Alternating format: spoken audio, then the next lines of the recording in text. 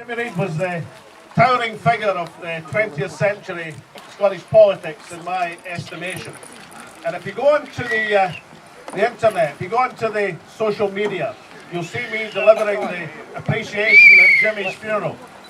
And then just as I'm coming to my climax, you'll see somebody handing me a note.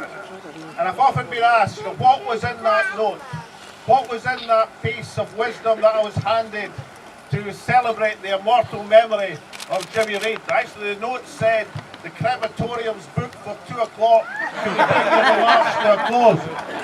I know the best thing about that story is Jimmy would have found that incredibly funny. He would have found it one of the highlights of the amazing contribution he made to Scottish politics and to Scottish life.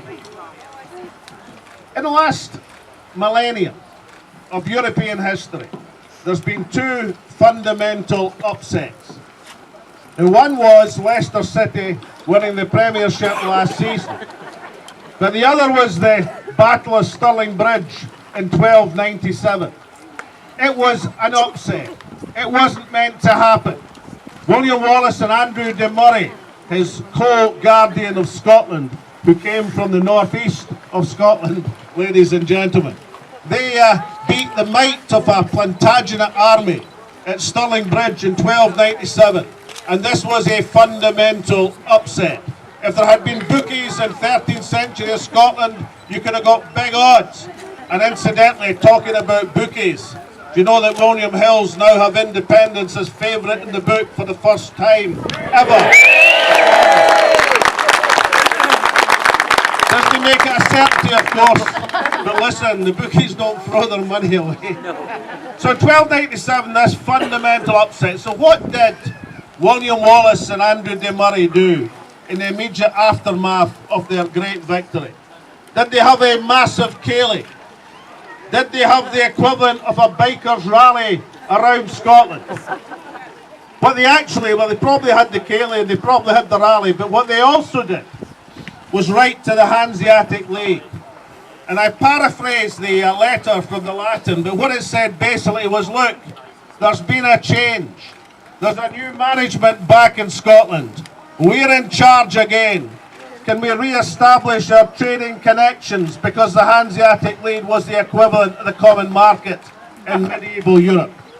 So for 1,000 years of history, Scotland has had that European connection. This isn't about the European Union. It's not about EFTA. It's not about any structure. It's about Scotland's 1,000-year connection with Europe.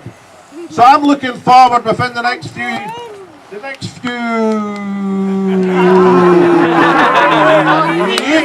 or months or days to Nicola Sturgeon being in a position to compose a Lubeck letter saying, look, there's been a change.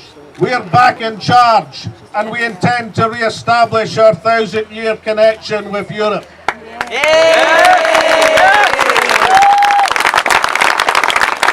Because the European issue has brought Indie Ref 2, or new Indie Ref, as I've got to learn to call it apparently, back to the top of the agenda.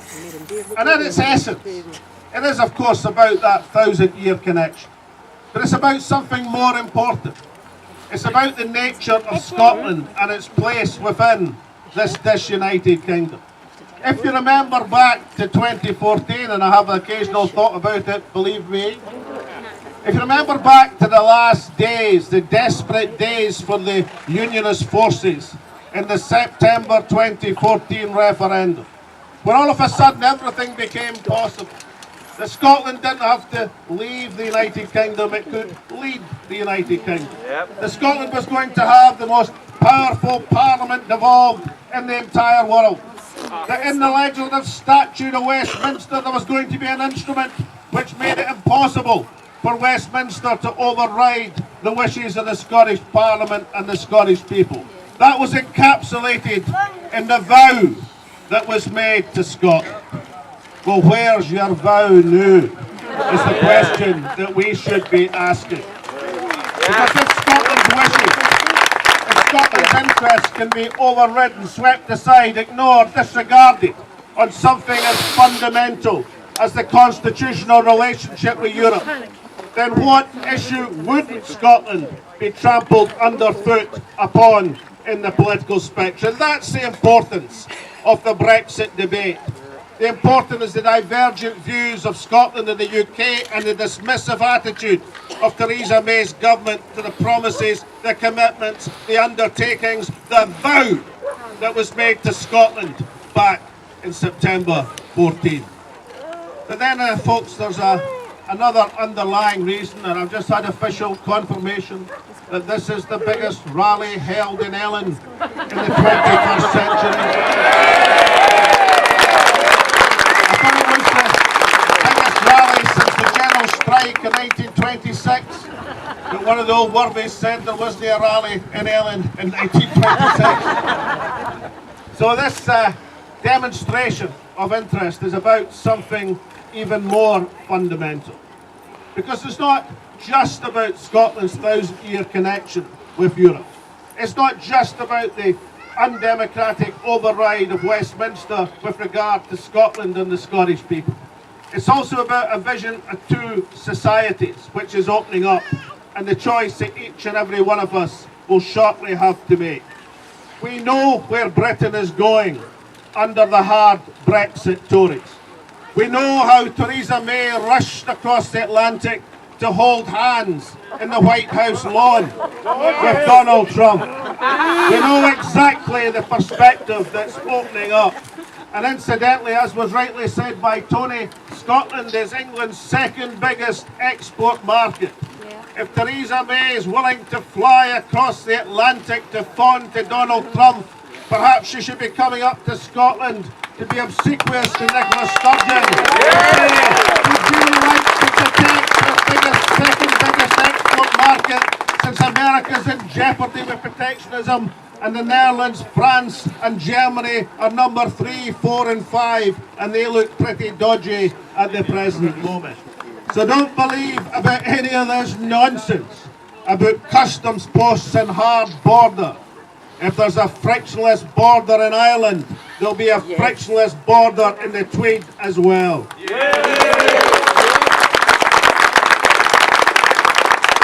But the vision of the two societies is fundamentally important. We know the direction of politics in Trumpian Britain. We know that they'll fawn to Trump at every iota. They'll reverse their foreign policy. They'll reverse their social policy. They'll do any deal whatsoever. They'll make the transatlantic trade agreement look like nothing. This deal that Donald Trump will demand from Theresa May to sign a precious deal when everything else is in jeopardy. So that vision of Trumpian Britain is the one we'll contrast with a European Scotland. A Scotland re-avowing, and I choose the word advisedly, its 1,000-year connection with Europe. A Scotland which wants to move in a different social direction. A Scotland which values all of its people. A Scotland which stays true and faithful to the vision of Jimmy Reid and to Robert Burns, that a man's a man and a woman's a woman for all that.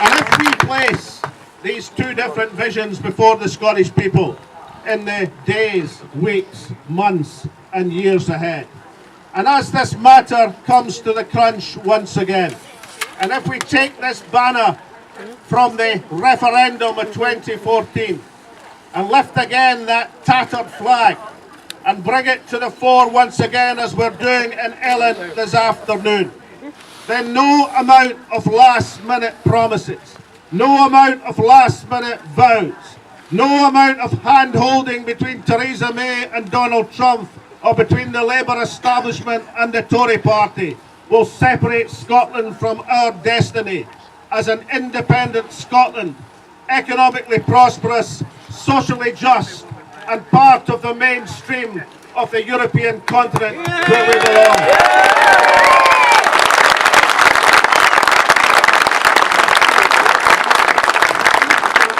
So just before I have a personal shot in this shoot, Gordon, I've been waiting my opportunity for an excuse to We'll have a slide. But I think symbolically that would not be the right thing to do. I was going to come in today astride a 1250cc bike. But I've been off in no wheel for the last week. Indeed, I've risen from my sick bed like Lazarus. Only the Bikers for Independence and the fact that folk are here from Ayrshire have given me the incentive to come down in my off in no wheel state stricken to see you all here today.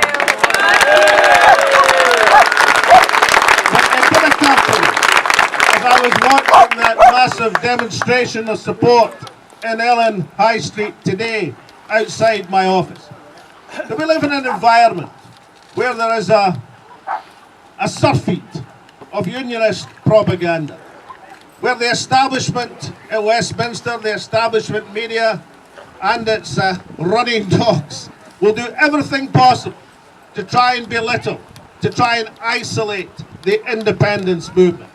And even when we have the strength for the social media, even when we have the national paper and how much we could have done with the national paper back in September 2014, even when we have the ability to communicate our message, and even when we know that our message will be the one that commands the hearts and minds of the Scottish people, it is very easy to feel isolated against that barrage of Union propaganda.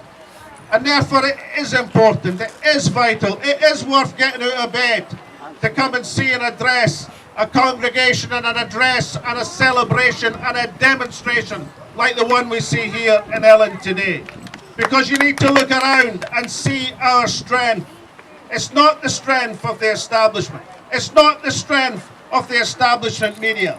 It's the strength of people in Scotland, the ordinary, common, working people in Scotland, who ask right through our history, when this nation's been up against it, are the people who have arisen and said, we're going to chart a new future for ourselves and our families. I spoke today from a girl from Germany who'd stopped by to see the parade, and she was asking what it was about. And I explained the context of the demonstration.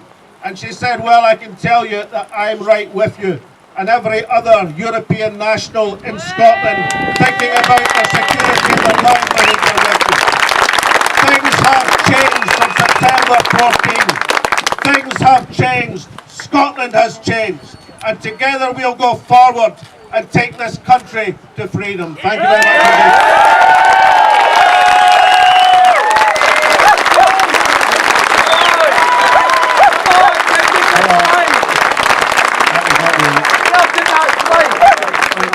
After that, we've got a gentleman called Mike Fennick. Mike has a great